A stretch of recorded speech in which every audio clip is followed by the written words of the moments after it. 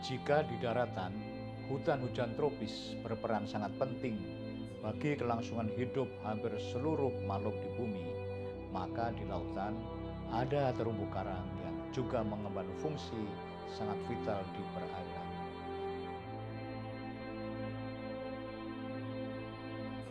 Namun faktanya, terumbu karang mengalami ancaman kerusakan yang disebabkan oleh aktivitas manusia di lautan dan juga dampak dari pemanasan global.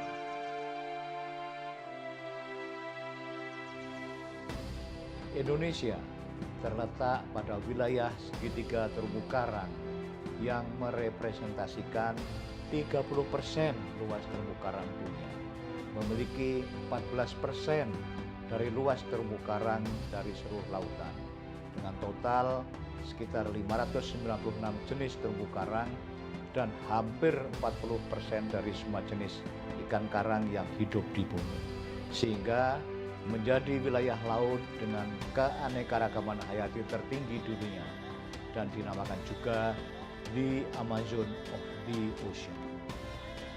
Potensi sumber daya yang tinggi namun diiringi oleh ancaman serius tersebut memunculkan inisiatif terhadap upaya pelestarian terumbu karang dan pengelolaan sumber daya pesisir yang menjadi salah satu prioritas pembangunan nasional. Usaha tersebut diwujudkan dalam bentuk kegiatan pengelolaan, penyelamatan, dan rehabilitasi ekosistem terumbu karang terbesar dalam sejarah Indonesia, yaitu CORMAC atau Coral Reef Rehabilitation and Management Program. Upaya ini dilakukan dengan konsep Science-Based Policy and Community-Based Implementation, di mana semua kebijakan dibuat berdasarkan data yang akurat dan dapat dipertanggungjawabkan, serta implementasinya berbasiskan masyarakat. Pemerintah melalui Kementerian PPN atau Bappenas, dalam hal ini diwakili Satuan Kerja ICTF, melaksanakan kegiatan pelestarian yang dinamakan program CORMAP CTI dengan tujuan melindungi, merehabilitasi, dan mengelola terumbu karang serta ekosistem agar tetap lestari serta meningkatkan kehidupan masyarakat di sekitar kawasan konservasi. Tujuan utamanya adalah untuk meningkatkan kapasitas pengelolaan kawasan konservasi perairan agar menjadi lebih baik. Program ini didanai dari hibah dari Global Environmental Facility melalui World Bank dan ASEAN Development Bank. Program CORMAP CTI World Bank mencakup 3 komponen. Pertama adalah efektivitas pengelolaan kawasan konservasi perairan oleh masyarakat. Yang kedua, merencanakan wilayah pesisir terpadu.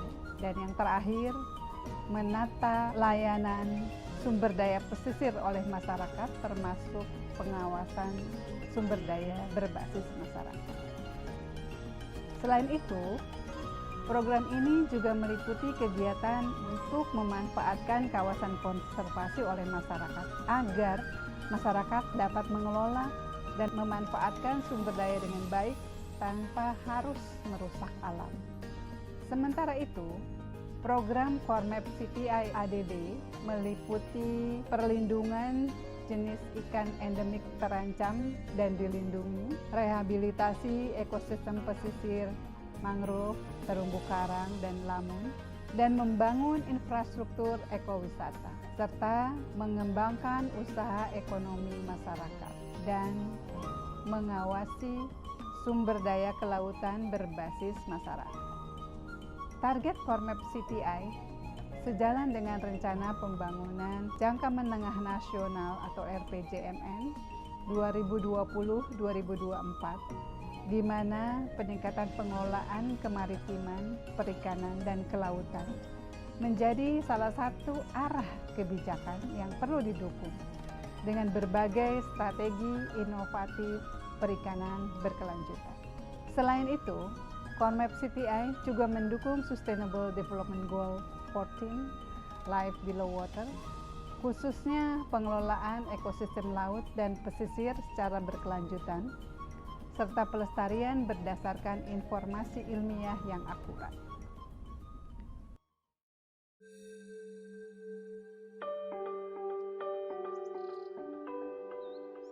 Indonesia beruntung memiliki program Core Map. Program ini dibentuk atas kepedulian dunia dan tentunya pemerintah Indonesia dalam menjaga kelestarian sumber daya laut dan pesisir.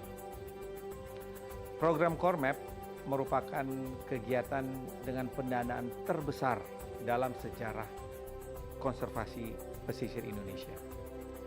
Sejak tahun 1998 hingga saat ini, total dana yang dikucurkan baik dalam bentuk pinjaman maupun hibah itu mencapai lebih kurang 200 juta dolar Amerika atau dengan kurs saat ini sekitar 3 triliun rupiah.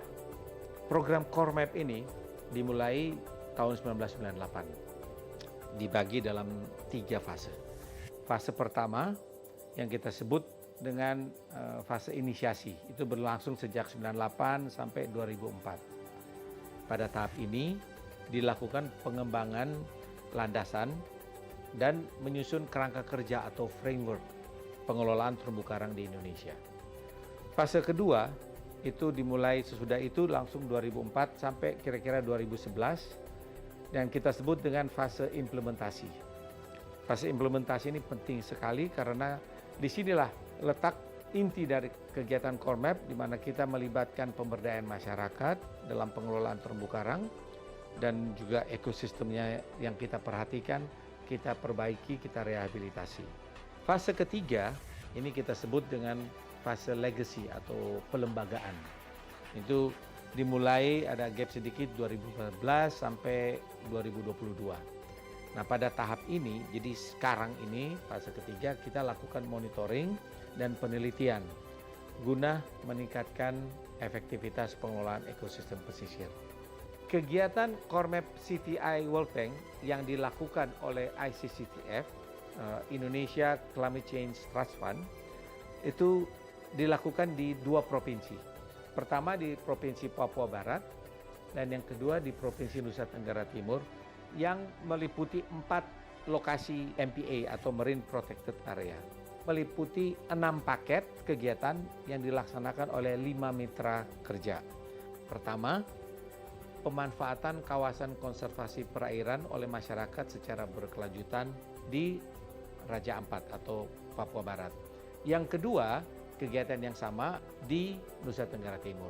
Paket ketiga, ini lebih ke arah menyelamatkan spesies atau jenis yang terancam. Jadi kita mengimplementasikan Rencana Aksi Nasional atau RAN dari 3 jenis karismatik. Pertama adalah parimanta, yang kedua adalah hiu, dan yang ketiga adalah cetacea atau marine mammals yang termasuk di dalamnya paus, lumba-lumba dan sebagainya. Paket kegiatan keempat ini kita mendukung implementasi dari pengelolaan wilayah pesisir terpadu yang dalam hal ini adalah mendukung pelaksanaan rencana zonasi di Provinsi Papua Barat.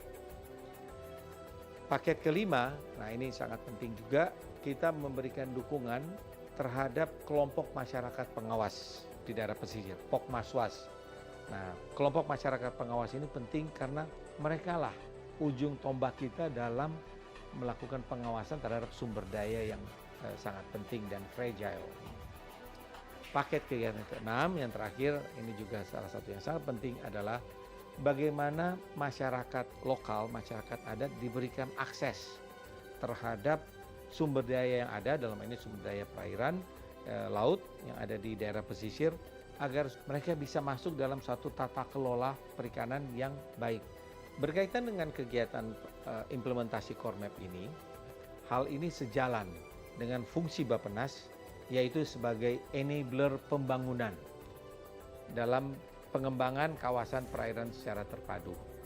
Dan tentunya keberhasilan program Core Map ini itu kita harapkan dapat dijadikan sebagai model untuk direplikasi di kawasan konservasi perairan yang lain di seluruh wilayah Indonesia.